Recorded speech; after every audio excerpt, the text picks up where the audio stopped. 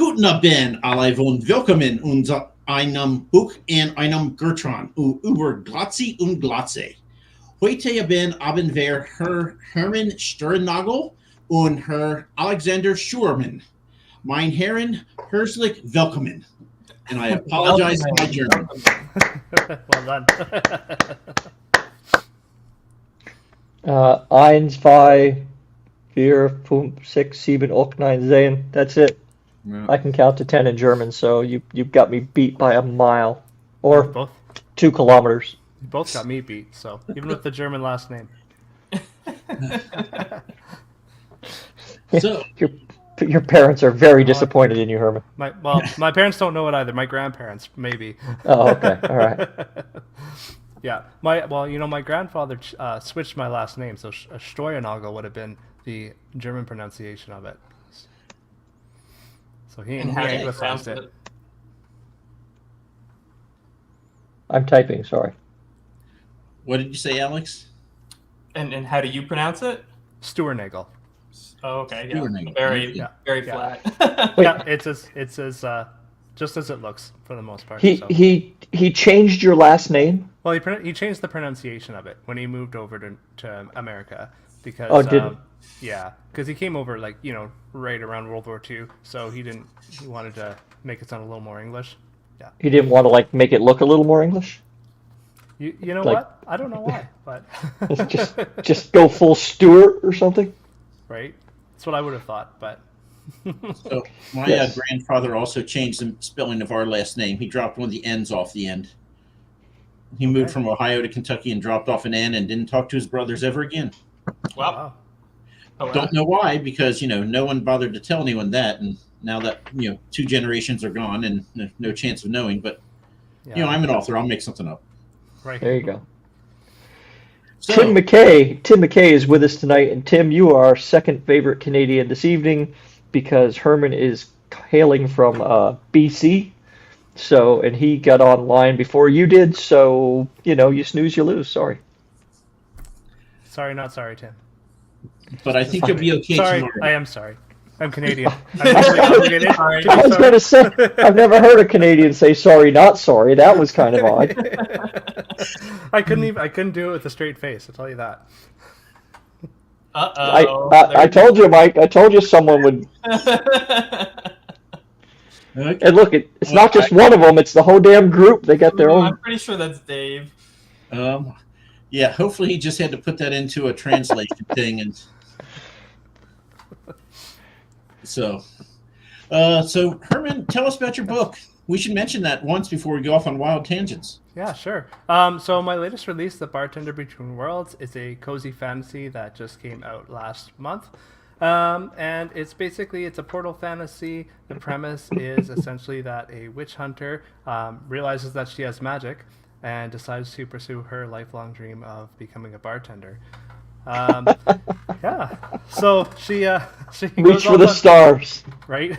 Well, she wants to, she's tired of fighting monsters and hauling in witches. She just wants a relaxing, easy life. So she wants to escape to a pub, serve some drinks, and she meets some unlikely allies and actually ends up traveling through the multiverse. So, It was after the Jägermeister, wasn't it?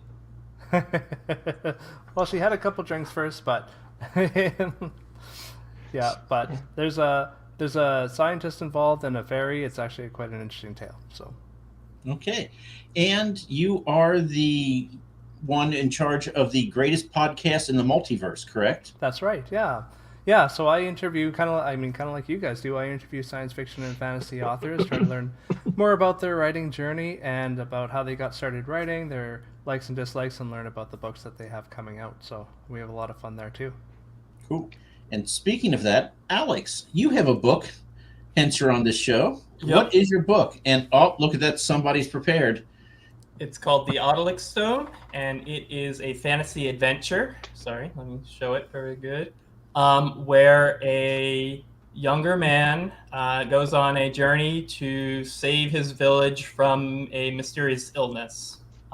Ends up getting on a trading ship and tries to find a doctor. Let's just say it doesn't work out so well. But that was Because of published back in April. Because if it did work out, it'd be boring. That's right. Well, boring is not the terms that people criticize my book with. So. Okay. Yeah. What term is that? They say it's very fast-paced, so there's lots of action in there. That's not a criticism. Yeah. No, that's not a criticism. Tell him to go read a Sarah J. Maas book. That one fast-paced? No.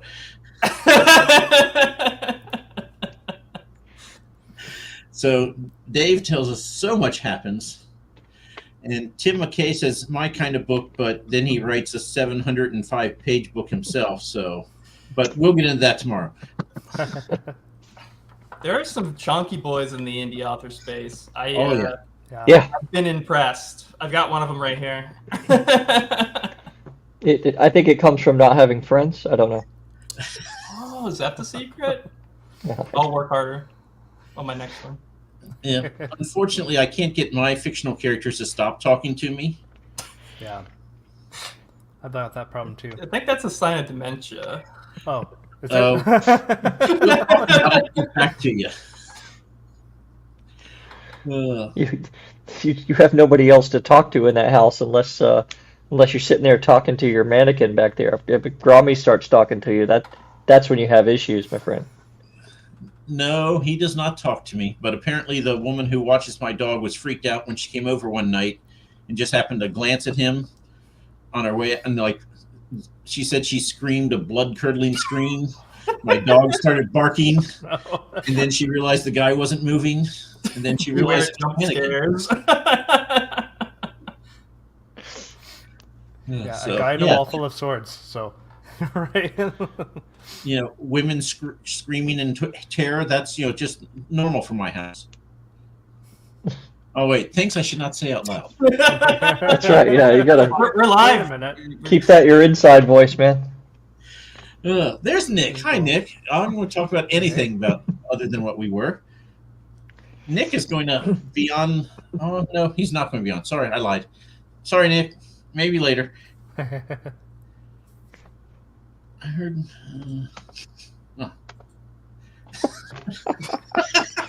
The reason that does that is because Mike and I are both at the same time hitting the show button, and so it's a good thing because we both think it should go up. So take it like that. Just dudes on ships talking about biscuits. Alrighty. Well, are those British biscuits Sounds or great. American biscuits? Oh no. Dave, so you're saying your dude is just on land thinking about sheep? That's problematic. Hey, John? John is here. Awesome. All right, so Alex, Yes. you have a bunch of boxes behind you. This is my illustrious Magic the Gathering collection.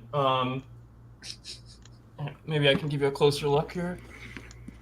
This is kind of crazy. Over there, and then I also have more over there. Oh, wow. Did you have to sell any to buy your house? No, thankfully my day job, I'm an engineer, so... Oh, right, yeah, nice. That'll do it. What kind of engineer? Electrical engineering. I actually designed the computer chips for electric vehicle battery packs. So they monitor the battery voltages and make sure they don't catch fire, that kind of stuff. Not catching fire is good. Yeah. But, So when are we going to see a battery pack set up that gets us more than like 500 miles? Come on, they're get on working that. it, but it's not looking good so far. I think it's going to be another... Stop writing books and pay attention to your job, man. I just monitor the batteries. I don't make them. Oh, okay, all right. And Herman, how about you? What is your day job?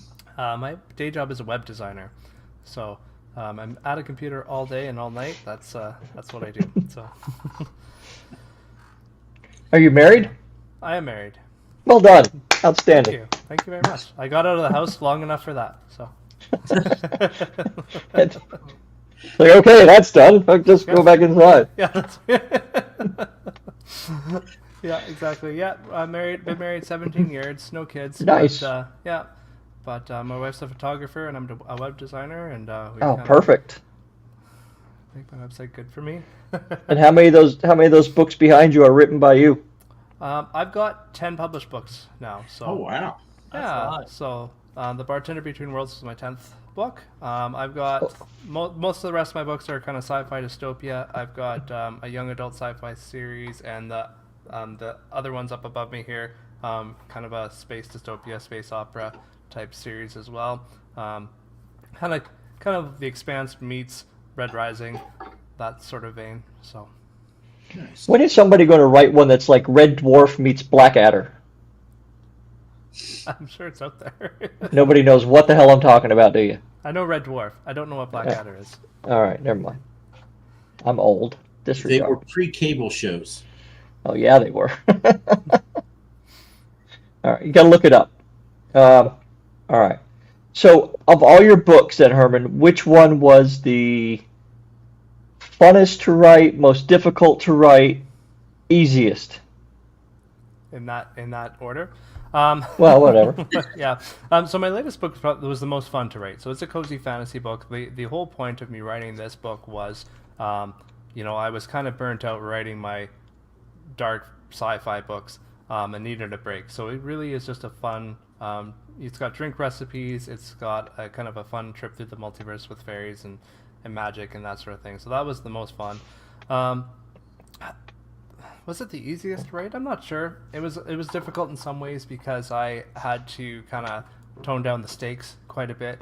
The rest of my books, it's all about stuff blowing up and dystopian governments and that sort of thing. So I had a tougher time lowering the stakes a bit, but it was definitely my most fun. The most difficult to write was probably the one that came before that, Resurgence, and that was just because I was burnt out by the time I hit publish on it.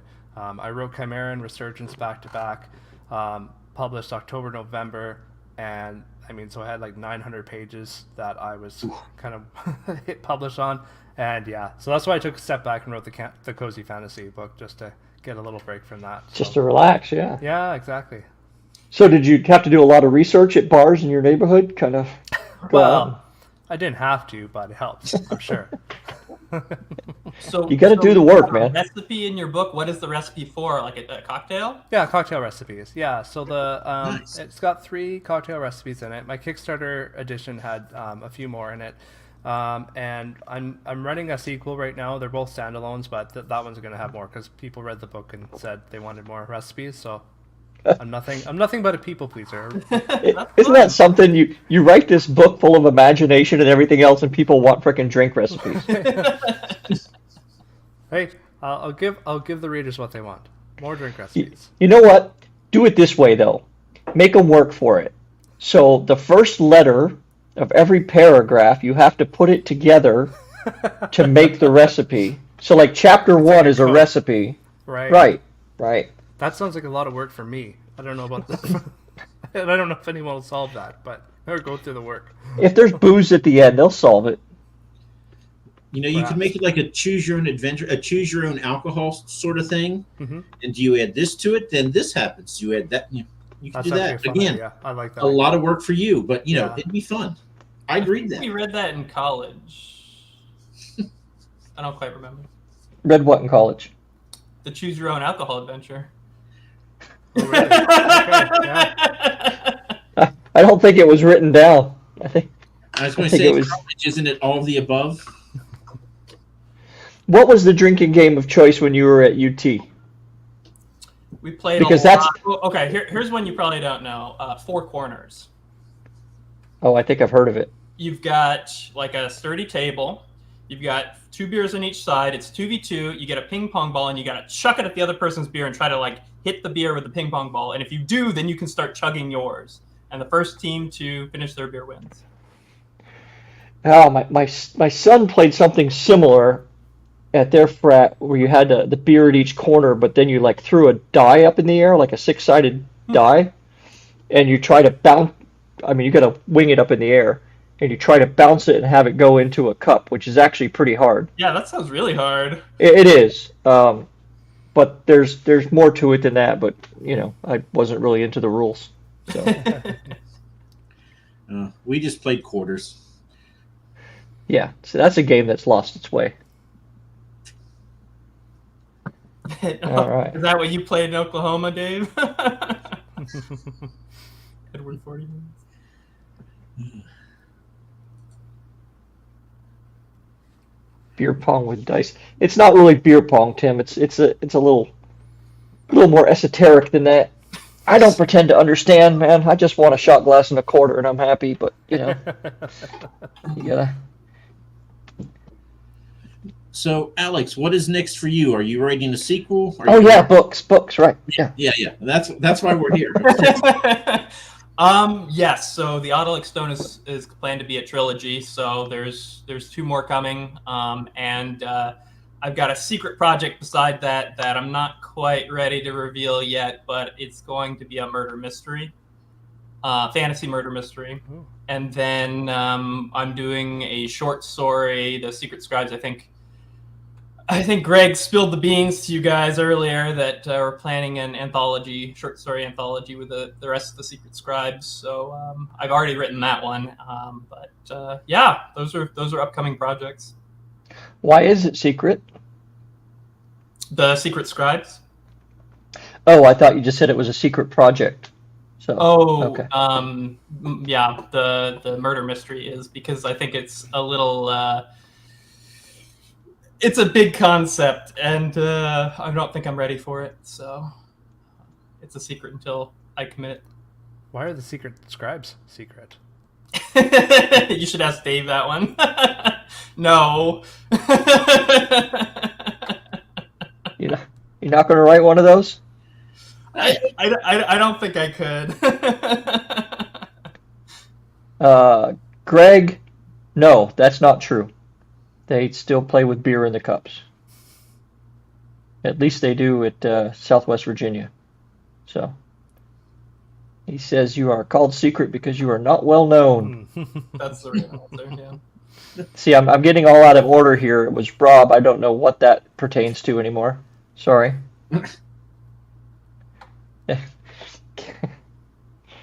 Oh my. You can't write that kind of stuff. Well, you can't. You can do it, but you need a pen name. So I was going to take Emerson Montague as my pen name and write that kind of stuff, just to see how it goes. But Okay, we got those are the Breaking Rivalry. That's right. I remember that. That's one for us, one for the Scribes. So actually, we were just discussing that and thinking Yeah. next month we might have to have a rematch. We need 2 new teams. Yeah, we'll come back in the Victory Cup. Oh, okay. Yeah. We'll do a winners bracket later. Nice. All right. I'm sorry that I've got long pauses here. I'm in my semi-weekly or bi-weekly hotel room, so that's no good excuse. But there it is. So, and I'm also trying to squint at the comments because I'm working off a small laptop and I can't see anything. I was promised some potions, perchance. Oh, stupid Mike things? I got the dice right here. Mike can do stupid Mike things. All the time. It's almost like you can't stop me. So the question for you two is, do you each want to go into the bald dome separately and have your character, or do you want to both face Separately. the same? Do it separately. Okay, so Ro has spoken. So, Oh. okay, let me pull up the bald dome. Roll some That dice. doesn't sound right at all. Yeah, well, have you listened to me before? They- Okay, so Yeah, who is? yeah, I have listened to you. You should go to this show in Cincinnati. It's great. And it's been great every time that you haven't gone. Hold on, before you start. EL says, what's the coolest thing you've ever done with a pen? Again, this is not that kind of show, EL. Please stop. But he's asked the question, so I will let you answer it. Okay, so who is going first? Mike, hold on. They gotta answer this question, man. Okay, I'm just getting ready. Yeah, Go I can. for it. I mean, my favorite character to write was actually kind of an accident in this last book. To kind of talk about him is a little bit of a spoiler, but it's basically a device that develops a consciousness that nobody realized had a consciousness before the main character started talking to it, and it's really just a snarky, sarcastic, bitter character trapped in this box. So, Dude, this takes place at a bar, right? well, parts of it take place in a bar, yes. Yeah, everybody's aware of that character who's really snarky, who develops a consciousness at a bar. We've all been at the bottom of that bottle, yeah. Right. Well, for me, I would be Calantha, my secretive character. And the reason I think she's so fun to write is because she's a scientist through and through. Like, this is a fantasy setting, but she looks at everything very scientifically. She cares about the nature. She cares about the, life cycle of the animals and the plants. And so I really like getting in that mindset. And a lot of my readers say that that's their favorite character. And EL, I just have to say, we never would have guessed that you like bitter, sarcastic characters since you watch the show every single time it's on. I don't see the connection. You know what I'm noticing, Mike, is that a lot more writers, at least the ones we're talking to, are like engineers and chemists and people who know what math does. And I've got to say, that's starting to bother me a little bit. Where are my people? You need to go find them, Ro. Where are the people with, BAs and MAs and shit? I've got a BA. All right. In what? English. Oh, okay. Outstanding. There you go. Thank you. You're welcome. But I mean, you're a computer programmer though, so you know some math. Well, it's web design, so it's not really heavy programming. It's Okay. All right. I mostly work with CSS and yeah. Yeah. Dave Lawson, I agree. Can't be on our show. So I was a math once a day. Once go. Oh, okay. So who would like to go first in the Bald Dome? I'll go first. Okay. So which character are you choosing? My main character, Aster. Okay. Aster, this is the female woman who thinks things through. No. Aster's a young man in a small village. He's the postmaster. Okay. Excellent. So we're going to have someone go postal on us, right? The mailman's going to start you're going to give him a weapon and let him go nuts. He's got a lot of skills, and none of them are fighting. Okay. So Aster is That's what they all say. To a bustling marketplace in a sprawling desert city. Okay. He is given a green fizzy potion because Ro tells me if I make it green, people will use it more likely than if I make it blue. And now your choice. You can have a regular item or you can have a bona fide weapon. If you choose a regular item, you'll face a normal animal. If you choose a weapon, you'll face a fantasy creature. Which do you wish? One. Well, Aster doesn't really know how to use very many weapons, so let's go with the regular. Okay, so Aster finds himself with a chisel. Okay. He could have had a battle axe, but he went with a chisel. And now instead of facing a cyclops with that battle axe, he is now facing a venomous inland taipan, the most toxic snake in the world, found in Australia. Of course it is. Well, of course it's found in Australia. In this sprawling marketplace he's city. He's definitely drinking that potion because he thinks it'll help. Okay. It is a potion of levitation. You can float up to 20 feet off the ground. Does he have to fight the thing? Can he just run away? It's your story. He's in the sprawling desert town. He's went into an alley. There's a taipan there, and now he's levitating. All right. He's got his scraper. He goes up, pokes the snake a little bit. It bites back, and he's out of there. He's like, nope, and he levitates away. So run away. He pulls a Superman and just levitates away. Yep. Okay. Really, Robin went away. Okay, Herman, are you ready? Yeah, I'm ready. That that was probably the most realistic and ultimately the most boring. Um, but I will more of it in the Odalix Stone, so please. I will give him props for going up and at least prodding at the snake, because honestly I probably would have just walked away seeing the giant poisonous snake. He's not the smartest character, but Well, he made the right call, probably. So, okay, Herman, Yeah. which character of yours is going to be here? Well, we'll go with my main character, Emma. She's the witch hunter that hates her job and wants to become a bartender. We'll go with her. Okay, well, I rolled a natural 20, so she is in an ancient ruins overrun by nature. Okay. As opposed to I don't know. She has a fizzy green potion because, again, Road tells me that makes it more likely to be drank. She doesn't know what it is, and now you get to choice between the regular item or a weapon. how do these people get potions that they don't know what they are? Because they get Discount slipped into potion their bar. pocket by a thief right before this encounter happens. By a The thief bald deposits thief. a potion. Okay. A bald thief that has a hefty gut on him. I So shall call him Mike.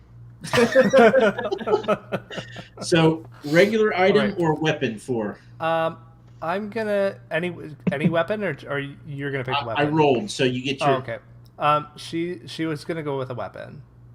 Oh, disappointing. She could have had 3 tallow candles, Oh, but alas, she chose the weapon, so she gets something useful. She gets a dagger. dagger.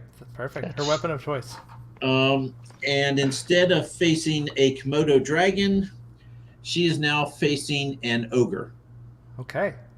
So she is in the temple overrun by nature with a blue fizzy potion, a dagger, and an angry ogre. What happens? Is the potion's blue now? Did it change color?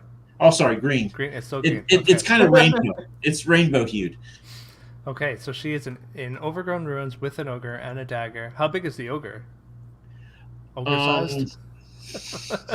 Ryan Cahill sized. Okay, so quite large.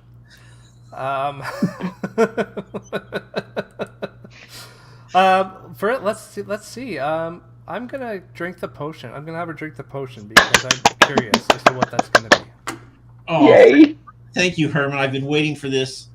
It is the filter of love. It causes the drinker to fall deeply in love with the next person they see, which just happens to be an ogre. An ogre. Is the ogre Shrek? I was just hearing Donkey's voice in my head.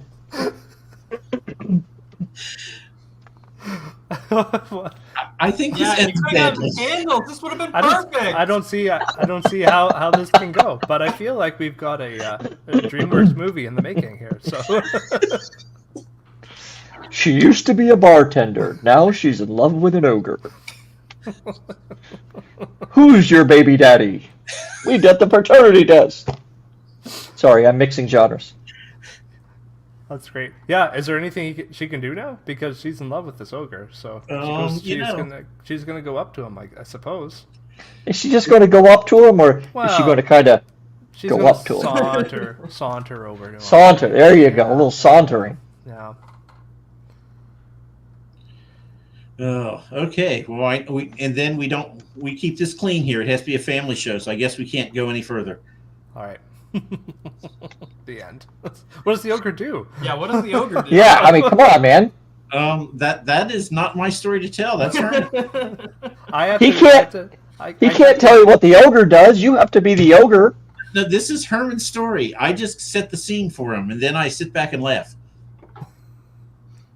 I think there's a fundamental flaw with this premise. If this is my story, then the ogre is Shrek, and they live happily ever after. 'Cause And they have a donkey. that that is sits the there only and- way that this is going to end well. Okay. Get in my belly. I'm also not a romance writer, but if she has to fall in love with the ogre, it's got to be Shrek. But he doesn't have to fall in love with her, you see. He doesn't. Well, it is Shrek, so he's not going to be happy about it. Sorry, guys. Dave, So- you win the chat.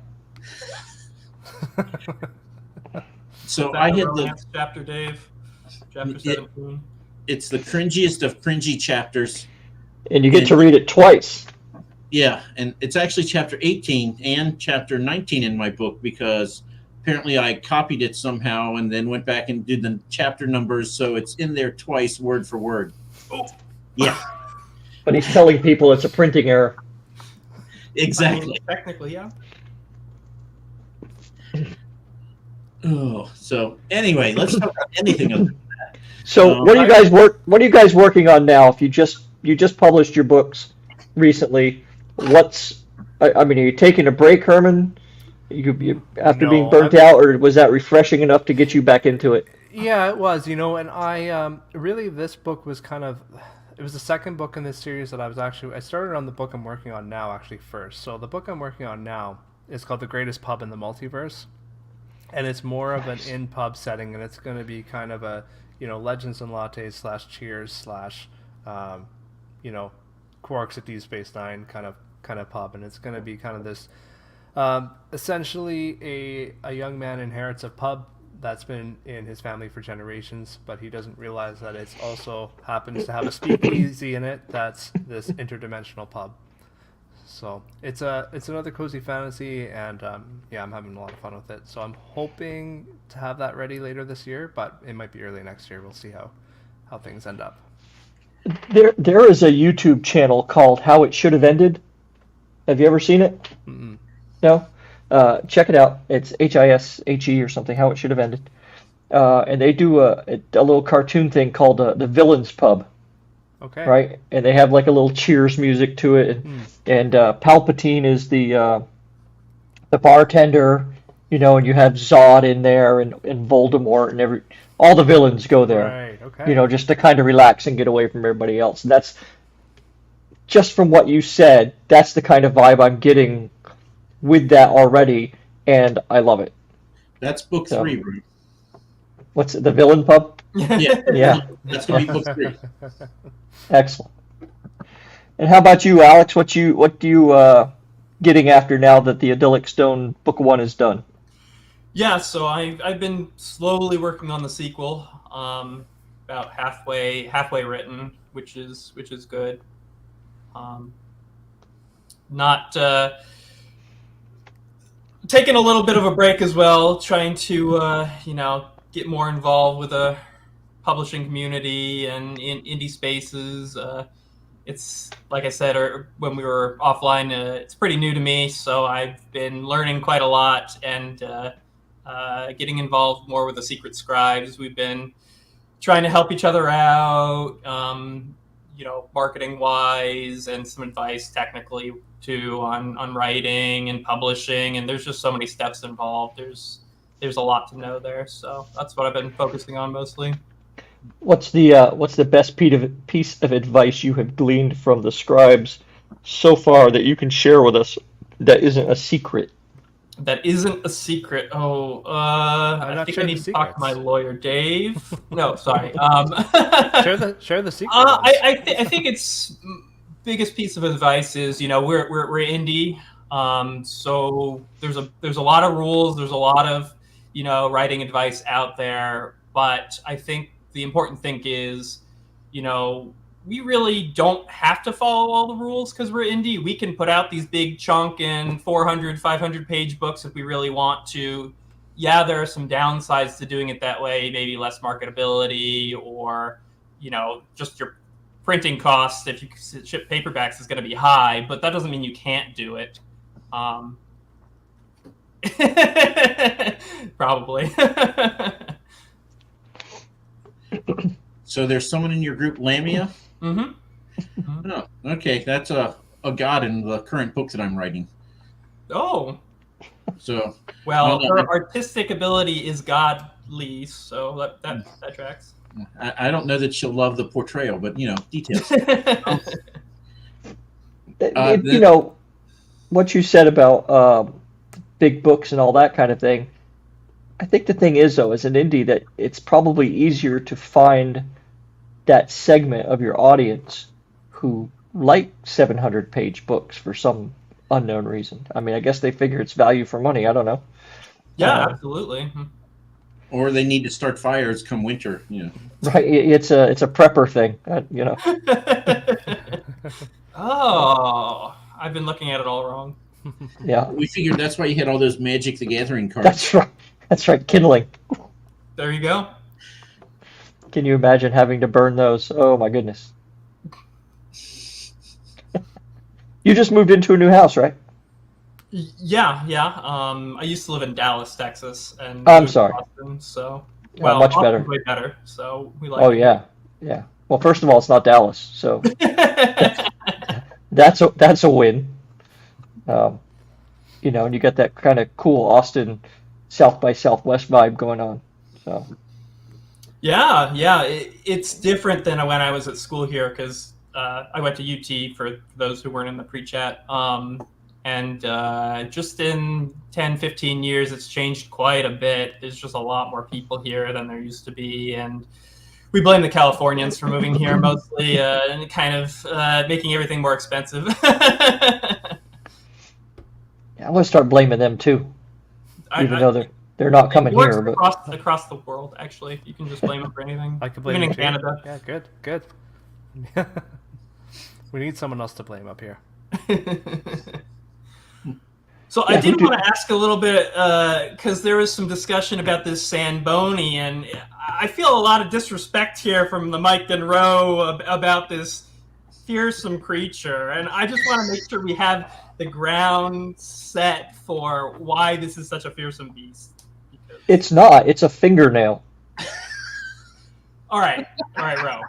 Imagine this. Imagine you're deep in a dungeon. You've cleared 10 rooms behind you, monsters slain, and you look back, and the stairs to the upper level are smooth as a ramp, and there's no friction. You can't go back. You're stuck. There's Samboni is coming slowly at you, but you can't do anything about it because he's got his protective shell, and you try to, run up those stairs, and no, you're just going to slide right back down. You're stuck. And he's going to slowly pull the teeth out of your skull and eat them. I am pretty sure I could step on him. No, he's got the protective shell. Come on, man. How protective can it be? I was just so disappointed. I had such high hopes for that event, and then he comes up with, it's as big as, that. Okay, he could be a little bit bigger. So the guy who did the D&D write-up for it, he said that the attack is going to be at night. He's going to come out and he's going to bore through your cheek, which we gave him something analgesic so you don't feel it. And after he bores a hole through his cheek, goes into the back of your throat, opens up the clamshell, and asphyxiates you. And then he can eat your tongue and steal all your teeth. Charming. Absolutely terrifying. Yeah. Put me against the ogre instead. Right. So essentially, I'd take on essentially you're going up against a manic dentist. That's the size of your thumb, yes. Yeah. Okay. No, I've got no hatred toward the Zamboni. I'm just a little disappointment. That's all. I was just so happy after the first month when they got just about a deity was the final thing, and every time I tried to sabotage them, like, okay, it moves as slow as a sloth. Like, oh, well, roll. It has telekinesis. It'll just pull things into its web. It doesn't have to move.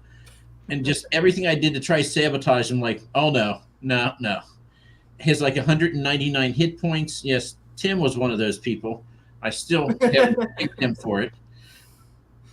But, hey, they did not make a beautiful manic dentist, so... Mike's going to be doing a Kickstarter here in about a year using all of your work. He's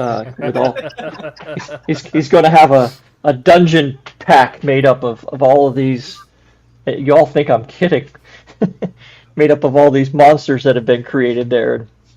No, the Bald Dome is going to be replaced with these creatures. Slowly, I'll work them in. Oh, nice. Okay.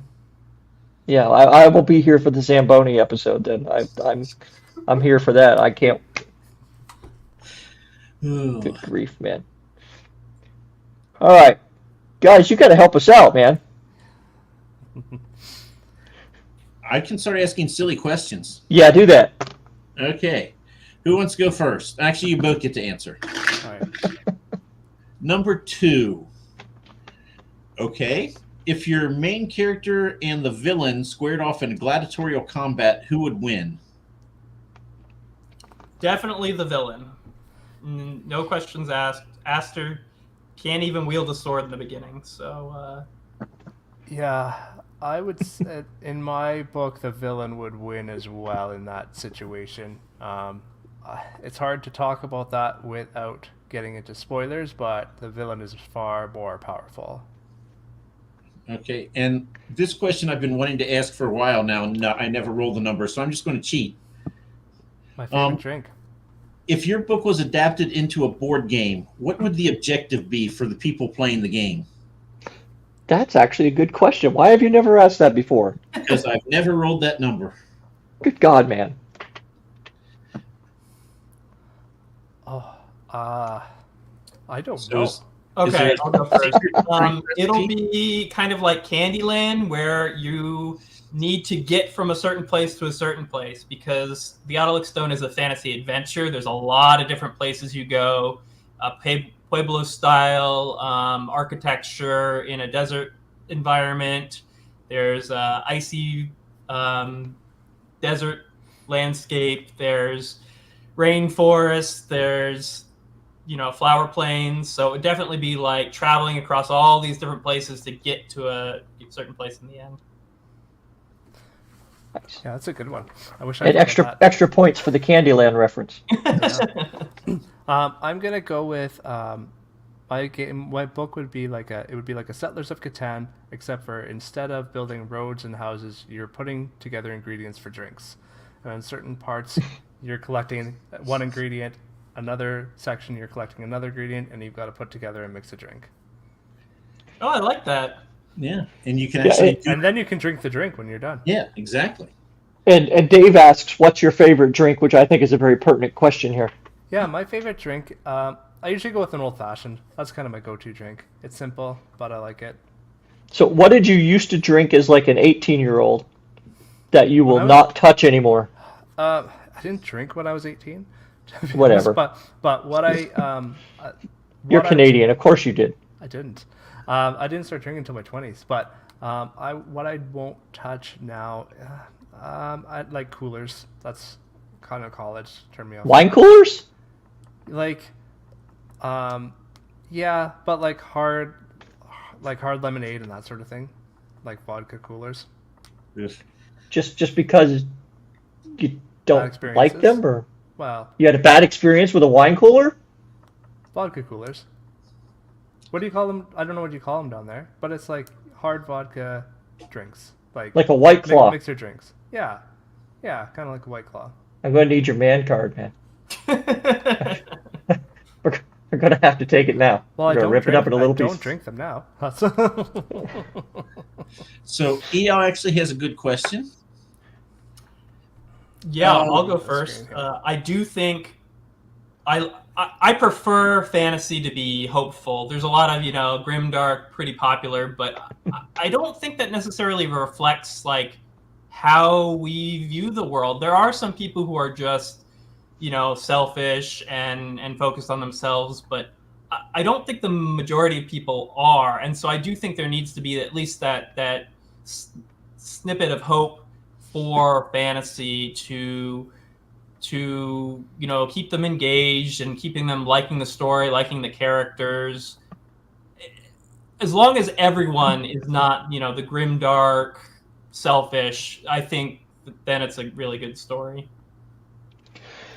Somebody on Twitter this week asked a very similar question, and they said, do you need to have a happily ever after, a happy ending for a story, a fantasy story especially, to be a good ending?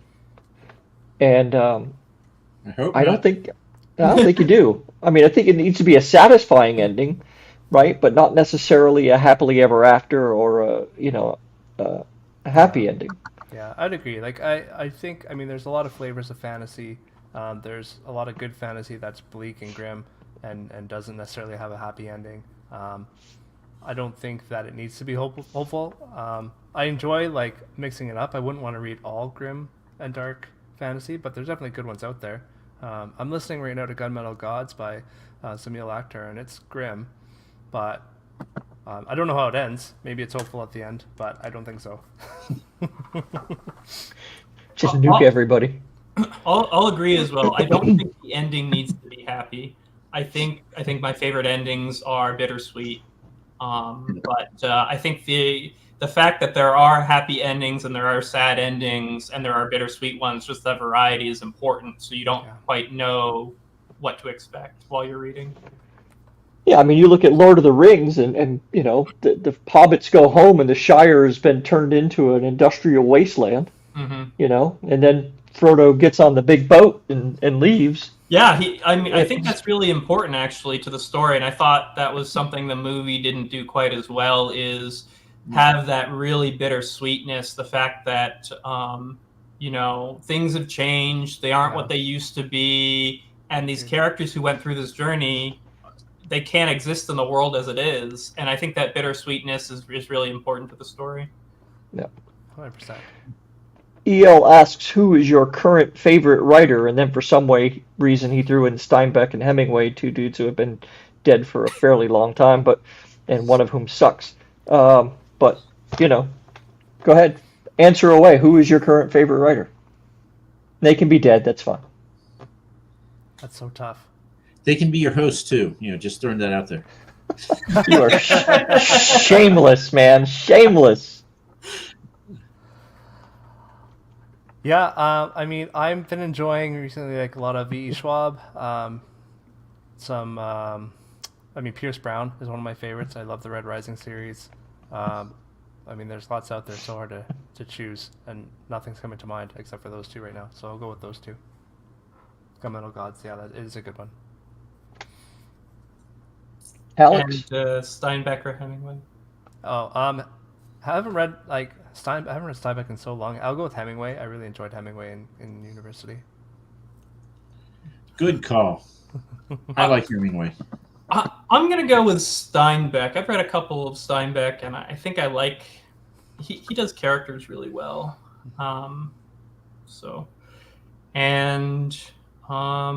Let's see. For current favorite. I mean, Abercrombie writes characters amazing, but I have a bone to pick with how he plots the story. Or refuses to.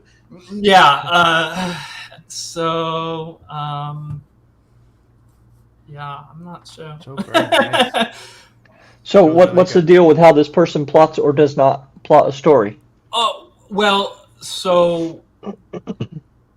There is no plot. They walk around for a while, and then the book ends. Yeah, the book, if you take it as the whole trilogy, it's got a plot, but book one, and I forget, The Blade itself, it is a bunch of characters, and by the end of the book, they meet up. And that is it. And there's not really a reason why they meet up at the end. They just kind of all happen to be in the same place at the same time, and you get a little bit more context when you get the whole trilogy, but that's just how the first book ends. Is like these all people are 5 POVs, and they're wandering around, and then they meet in a city. End of book. And that's not really a plot to me. And then with the second book, they do have a mission. They're like, okay, we're traveling in this place, and we're going to a certain destination to get a magic item.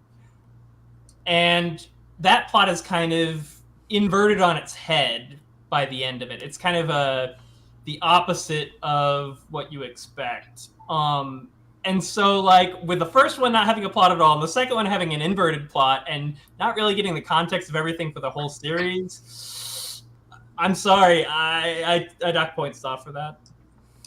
But you read all 3 books? I did. Abercrombie's success. Really good character writer. Yeah. I read 2, and then I gave up. I'm like, no, you're not going to give me a plot. I'm not reading anymore. But I love Blokta, but I mean, why was he in that book? What was his purpose other than, he's entertaining, but I was like, there is no plot here, so I don't know why we even talk about him. Yeah. Herman, yes, I had a thought. All right. Uh-oh. Yeah. So, in every D&D campaign ever since the beginning of time, it starts with like 4 people meeting in a tavern, right? Mm-hmm. So have you ever thought in your tavern just having your character witnessing one of these little groupings taking place and then just saying something and then not ever going back to them again, and then the next book do it from their point of view? Yeah, there will in Greatest Pub there will be something similar along those lines. There kind of will be dropped Easter eggs to other projects I've got working on for sure. So that is definitely Nice. coming. Yeah, it's not so much in this book, like in the Bartender Between Worlds, but the Greatest Pub definitely has some of that in there for Easter eggs and that sort of thing. So yeah, Cool. I absolutely love that idea. I actually, I have an epic fantasy series that I had started like 2 years ago that started in a tavern and kind of was that situation where I'm like, okay, I'm gonna bring this situation into this multiverse pub now and kind of have this collective multiverse of stories where whether it's cozy fantasy, epic fantasy, or whatnot, they're all going to be kind of tied together into this loose multiverse, and that's gonna scale up as I continue to write going forward. Yeah. I mean, I think you've really hit on something there where everything you write from now until the day you die, you can connect together Mm-hmm. by way of this pub, Yeah, which is just kind of a brilliant idea, really. The thank you. pub verse? I hope so. Pub, That's a great right. name for it. The tavern verse. I've been Or- searching or for you a could name call like it that the- too, right? Because The I've- inverse, INN. Inverse. Inverse. Yes. I like it. Yeah, well, like Brandon Sanderson has his Cosmere and whatnot and that sort of thing, and these interconnected universes. So yeah, the pub verse, that's fun. All right. What else you got over there, Mike? Another question I want to ask, which I haven't asked in a couple months. Good. There's only one correct answer here.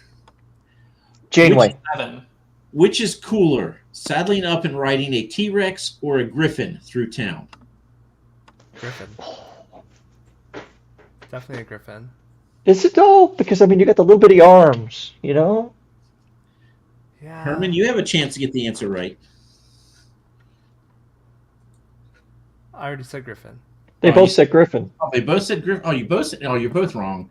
But you get like the tops down view of all, Griffins can fly. Ugh. So these are my people in the chat. They're agreeing with me.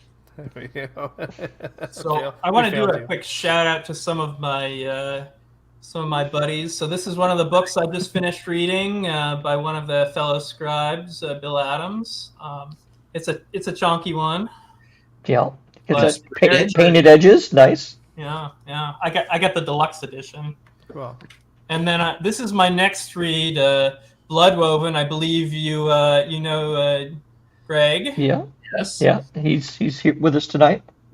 And Timothy Wolf sent me Platinum Tinted Darkness. So at some point I'll get around to reading this trilogy as well. That is probably next on my list. Sorry, Tim McKay, but I'm reading that one next. How the hell do you guys write 500-page books, have jobs as engineers, and lives, and still read that much? It's hard. It is definitely hard. Who said anything about a life? Yeah, Where do you get one Okay, of those?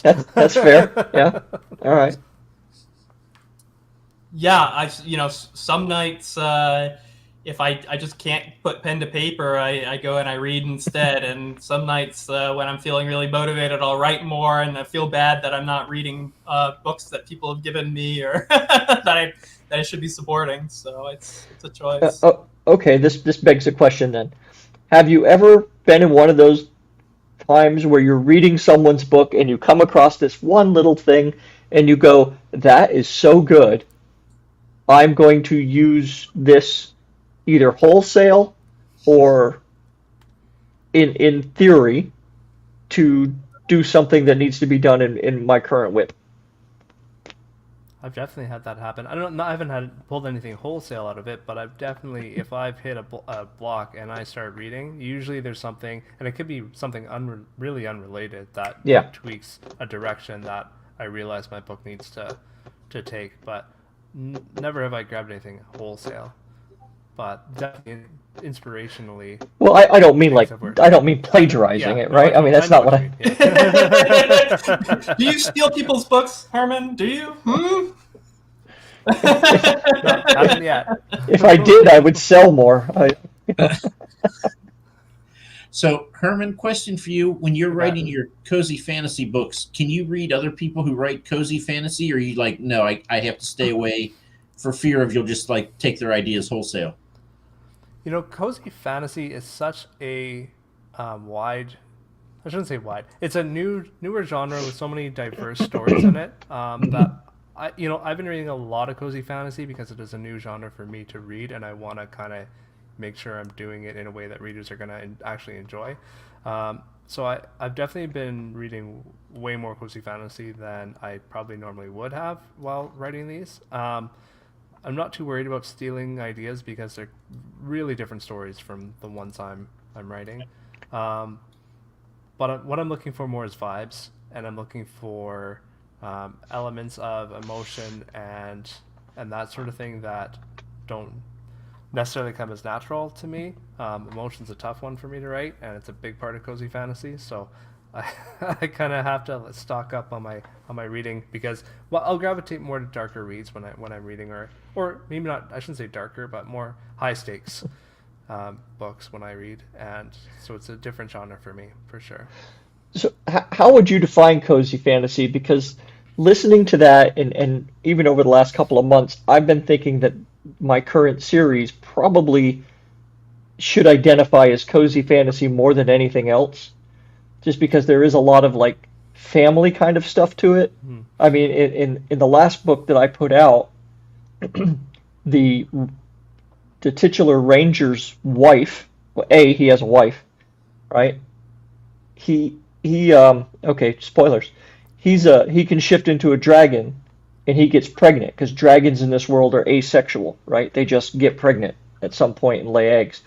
Well, he's stuck, right? He's got egg problems. So the wife has to go out and do the work, right? Yeah. Sounds pretty cozy to me. Yeah, I'd say that could definitely be a cozy for sure. To me, cozy is low stakes, right? Like it's not about the adventurer going off to save the world. It's about the pub owner who, is running a pub that, and there's stuff happening obviously, but it's not, they're not going out to save the world. That's to me the main thing about cozy fantasy, and it's about character development, and it's more inward focused than outward focused. If that makes sense. Yeah.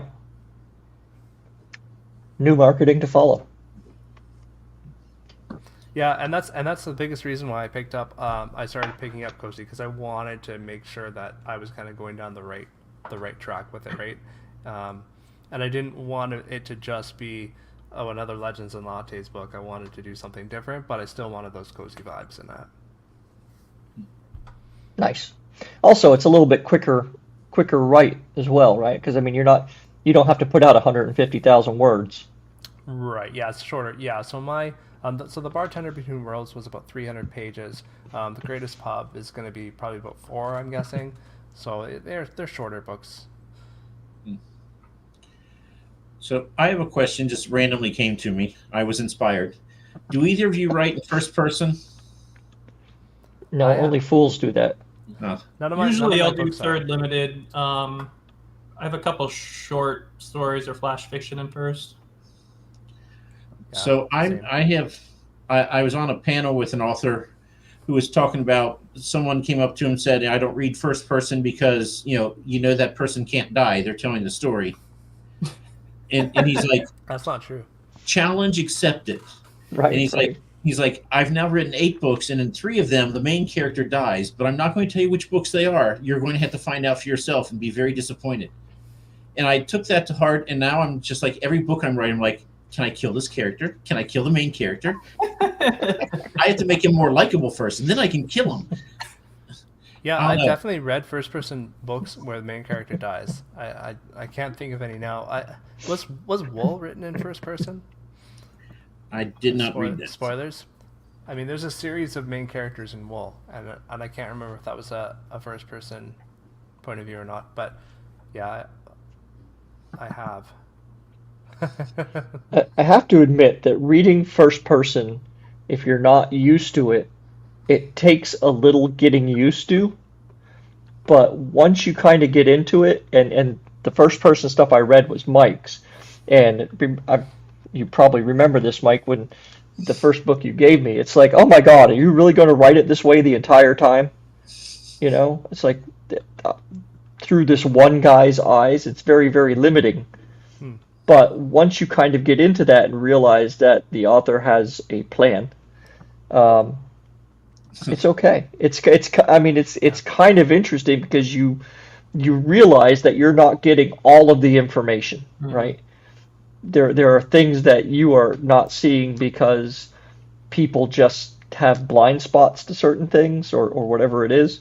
So it can be very interesting. So I have changed my mind a little, at least, on first person. Yeah, I mean, you can hide things in third limited too. You know, you're just close to the character, but you know, you're not necessarily always.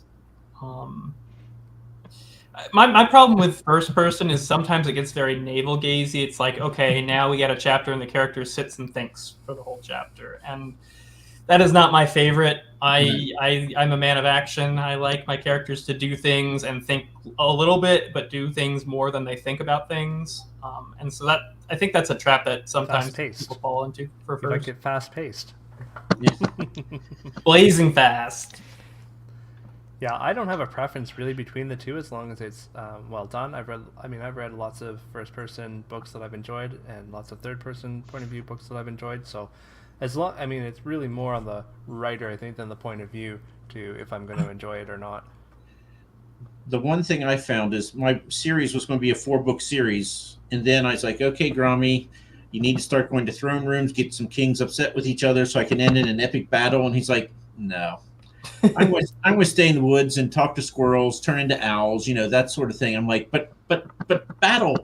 And so that's when I decided, yep, I'm going to have 3 other books that are just other side characters will get their own 150-page adventure, and they'll propel this plot forward for me because Grommy is just unwilling to do that. So, yeah, I do not recommend epic fantasy in first-person present tense. It is really difficult. Yeah, you've pulled it off. I also I'm going to have 9 novellas basically that I'm writing.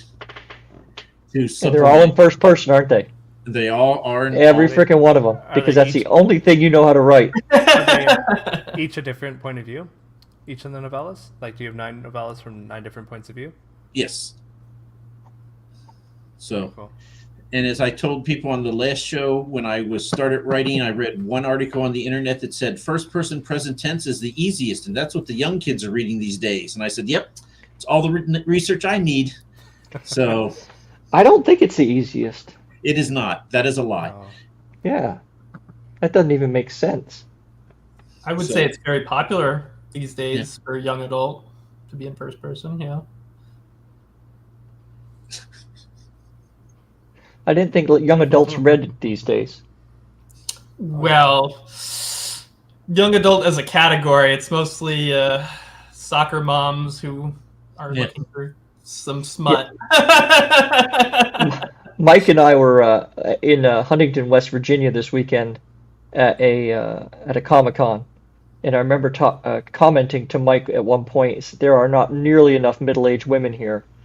This Comic-Con was a lot of young kids and dudes, and if you're going to sell fantasy books, you want a lot more middle-aged women walking through the door with their, preferably, with their kids or with their husband, who will pretty much say yes to anything to keep them moving.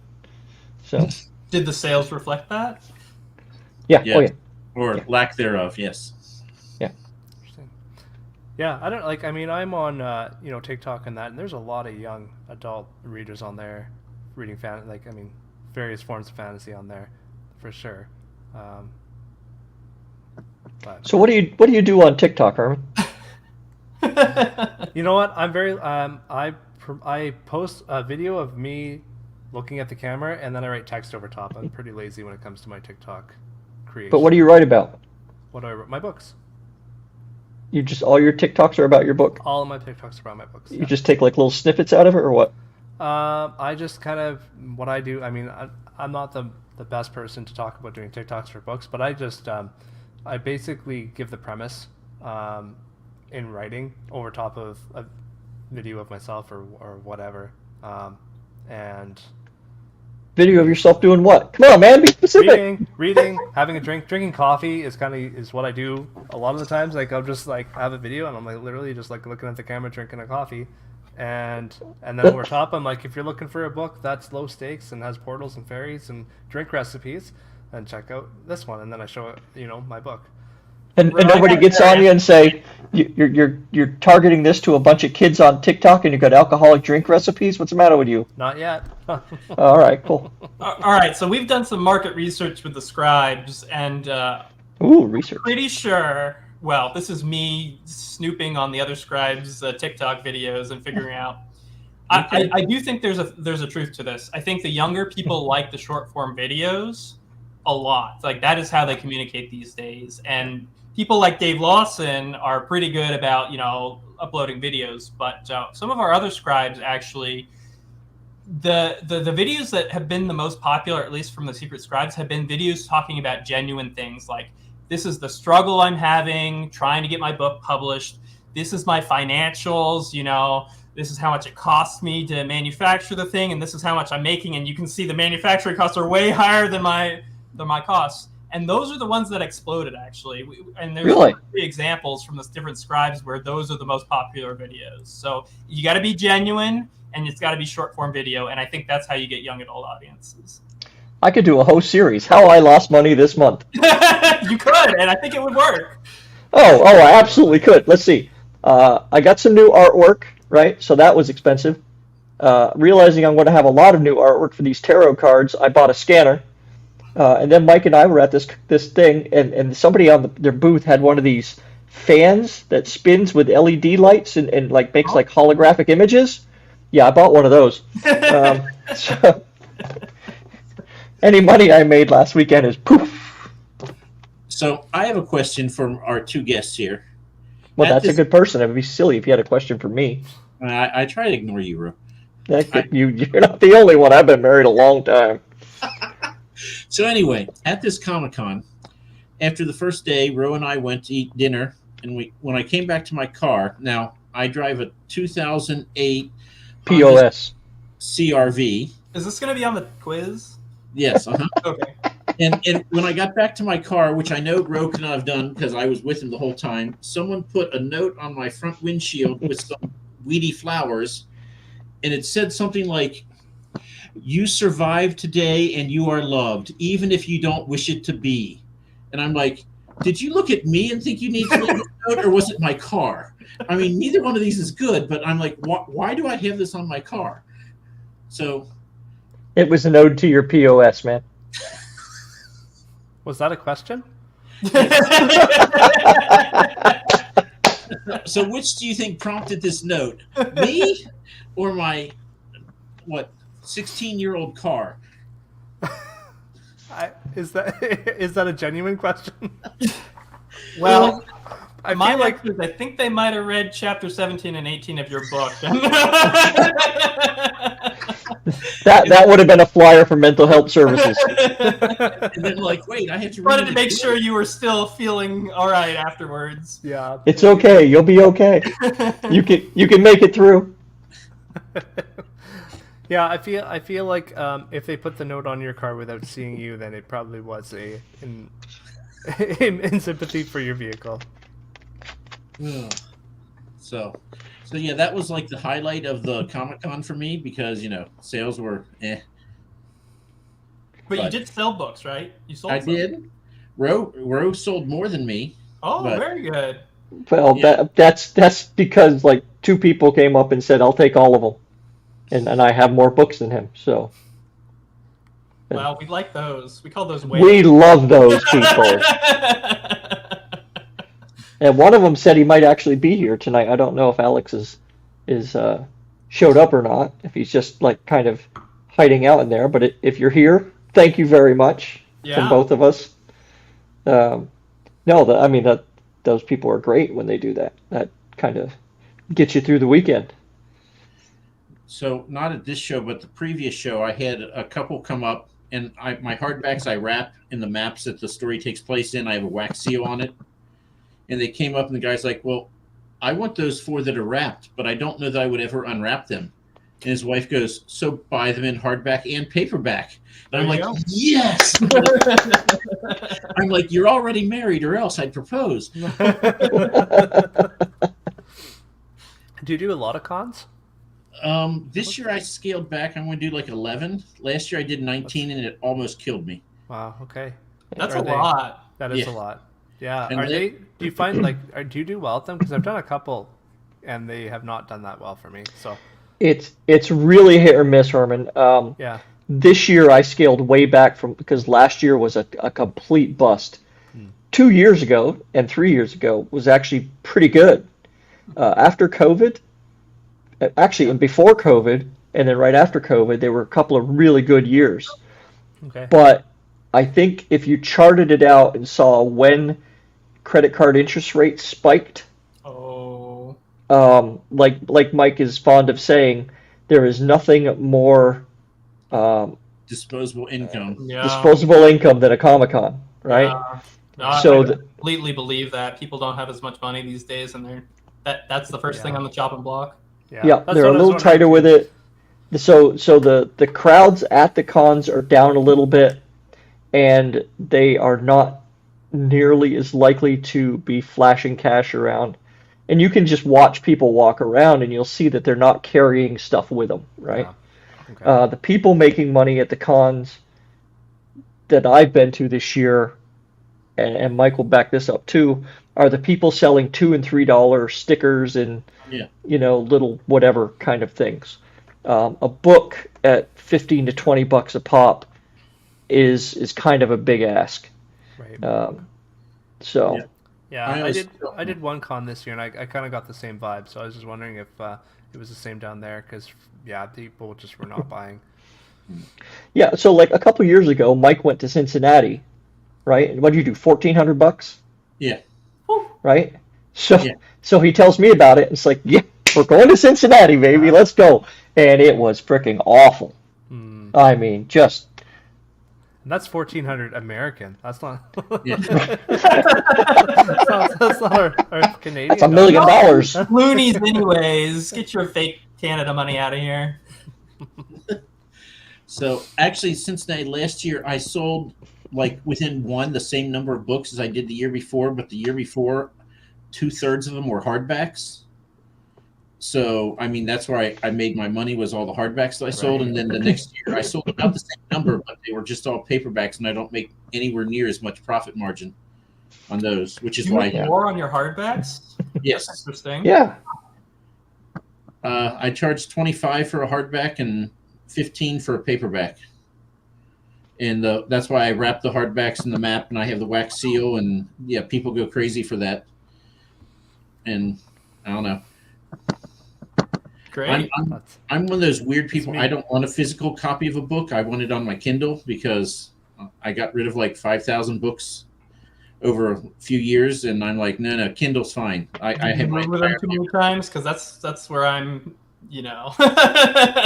liking Kindle more and more. Trying to see, books around. I don't even have a Kindle, so I need a book. But yeah, I mean, Tim, that's what I was thinking. I was like, wow, I don't know if I could make it more of a profit. I don't make much of my hardbacks at all. And I mean, the cost to get them printed and shipped to Canada here too. Like I'm barely making anything on my hardbacks. I just have them because I like them more than anything. Like the other thing you can look at doing at these shows, and Mike's table is pretty much his books, right? And it's a very clean table. I have a bunch of other shit on my table, right?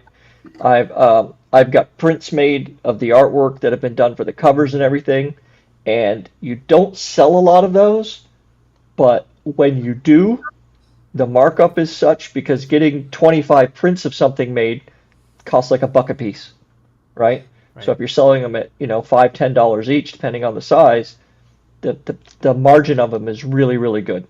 But you don't sell a lot generally. What about your like tarot card things? I bet those would be pretty quick to Yeah, sell. they hopefully they will. Oh, But you haven't taken them yet? right, yeah, I've only got the first couple of pieces of artwork of like 70, that I've got to get out of those. I feel So like that kind of thing is a sweet spot because of what are you going to sell it for a couple bucks, and that puts you right in that range. Where so what for a couple bucks? the tarot cards, or are you going to all together, or are they separate? Oh no, as a deck, Oh, okay. you have to sell those for like 40 to 50 bucks Oh, I Okay. see. as a deck of those because there's like 78 cards in a deck or some nonsense. You wouldn't So sell any individually. I don't know if anybody would buy an individual card. He would sell it if someone would buy it. I'll tell Oh you that. yeah, hell yeah, dude. I'm $2 not a proud. pop. Take your pick, whichever one you I'm want. not proud. I mean, I probably will when I get the back of my card and the design all figured out. Yeah. I'll have some out there. I'll probably make a few oversized ones. Oh, You that'd know. be fun. So and yeah, absolutely. But you just got to try all that kind of stuff and see what works. A friend of mine is a he does all kinds of different things, but he makes dragon eggs out of polymer clay, Oh. right? Which are, if I had $1 for everybody who walked by and said eggs, right? That's all they say, eggs, right? I'd be laughing and I wouldn't need to do this. But again, you don't sell a lot of them, but every now and then it's the difference between, making table and not making table or whatever it is. Right. So it's something to bring someone over to your table and get them talking so you can pitch them your book. That's the idea. How much do they charge you for a table there? Depends where you go. I mean, you'll find some smaller shows, which are often the best ones, for as little as like 25 to 40 bucks. This one we went to, I think, what was it, 125? 125, yeah. Well, not too And bad. No, that's not bad so at all. yeah, one to 200 is generally the range for most shows, and then you'll get like a really big show like up in DC or something. That's like 350, and then I understand Dragon Con is like 800 bucks down in Atlanta, some nonsense like that. If you ever get on can make it onto their list, but I think that would probably be $800 well spent. But you got to look at That's a the lot of shows books you have as to print up front though. yeah, To yeah, take that back, right? yeah. But I think you have to go into a show looking at it as if you can cover your costs, it's a win because you're meeting people, you're interacting with some people who, are either buying your books or coming back to buy your next book. And the other vendors and stuff and kind of learning about them. And I mean, that's how we started this whole thing, was from going to shows and talking to people. So Timothy, yes, 800 bucks, but that's Dragon Con down in Atlanta. I think that's 4 or 5 days with just a gajillion people going through that place. 5 days, 100,000 people. Yeah. 100,000? Yeah. That's the last I heard. I'm sure it's more now. That's like 3 or 4 years old number. Okay, so for perspective, we have an event in in the town where I live. It's an outdoor event over 2 days, and I do it most years, and I will make about 900 bucks over 2 days, right? And they say that event has 35 to 50,000 people wander through it over the course of 2 days, and that's like all kinds of artsy, craftsy things, right? Dragon Con is 100,000 people who are all frickin' nerds, right? Yeah. 100,000 people who read fantasy. Whereas this thing that I was at, a percentage of them like fantasy, but certainly not all of them. Right. Right. So, I mean, that I think that would be, I would spend the 800 bucks to go to that once just to see what happened. So, and sometimes you get lucky. Like for me, this sword right here, the Roman Gladius, the guy across from me is like, hey, I'll trade you a sword of your choice for your 4 books in hardback. Deal. And I'm like, done. So yeah, and of course, since I got that, it felt lonely there by itself, so I needed to buy all the rest. But Yeah, that timing couldn't have been any better. yeah, my cuckoo clock does not keep good time. Well, gentlemen, we've gone for 80 minutes. You've talked to us for that long. You've not left screaming, so congrats. I haven't had to go to the bathroom, so that's a win. Huh? I probably should have learned some German. Old man win. But Some goodbye. if I would have learned, I should have learned some German for goodbye. But Auf Wiedersehen. There you go. Thank you guys so much for having us on. This has been a lot of fun. I've enjoyed Next it. time we'll talk about your books more. no, we won't. We will not. What? But I mean, this book right here. Yeah. Hold him up, Herman. Hold him up, man. All right. There we go. And Herman also has the best podcast in the multiverse. Yeah, the greatest podcast in the multiverse. You can find it on YouTube or your favorite podcast listening app. It's streaming everywhere. Awesome. Great. That's what it's called. Yeah, the greatest podcast in the multiverse. So if you like talking to other authors about books and writing, it's the place to be. Okay. I don't know if I like that. Why do you keep doing it then, Ro? Exactly, right. And All right. tonight we will have Tim McKay on. Our second. Oh, I hope I'm here for that tomorrow. We may or may not have Roe. I don't know if that's a selling. Yeah, it's a driving day. So But and then Thursday thanks, we Mike. will have E.L. Montague. So some of our people who are most always in the comments are going to be interviewed with us. So we'll need other people to carry the load. Yeah, stacked week, man. Yeah. So And don't forget that we are still not quite at 500, he says. What are you at right now? We are at, last I saw. 293. All right, everyone watching this that isn't signed up, come and subscribe to Bald&Balding. And I think will everybody. get the tattoo that you see. And I if- really want to be there for that. And if we don't get to 500 by the end of this year, Adrian Gibson, who is a tattoo artist, said that if I'm at WorldCon in Seattle next year, he will do it for me. Oh, excellent. Fantastic. Yeah. That would be great. That might be worth the getting on an airplane for. So, anybody else going to go to WorldCon in Seattle? I'm hoping to. It's a quick drive. Yeah, for but me. Seattle's like, what, a 30-minute walk for you. Yeah, it's about 4 hours. 4-hour drive. Is it really? God dang, that place is big. Okay. Where are you up, like, by freaking Banff or something? No, I'm kind of I'm in the southern interior of British Columbia. I'm about an hour from Washington, but I'm central, so I've got to drive west for a few hours. All right. Yeah. Oh. But it is huge. I can Okay. drive a good 18 hours north and still not leave the province. So. Oh. Yeah. Don't you run out of road? Eventually. Yeah, I was gonna say you might literally run out of road. All right. Cool. Well, thank you guys, Thank you very much. you. Yeah, it was a lot of fun. Yep. Thank you. and thank you everybody who joined us in the chat. Appreciate it. And Mike's dog. Yes, who just now decided to come in. Or Thank you, guys. Talk to you All later. right. Cheers. And we're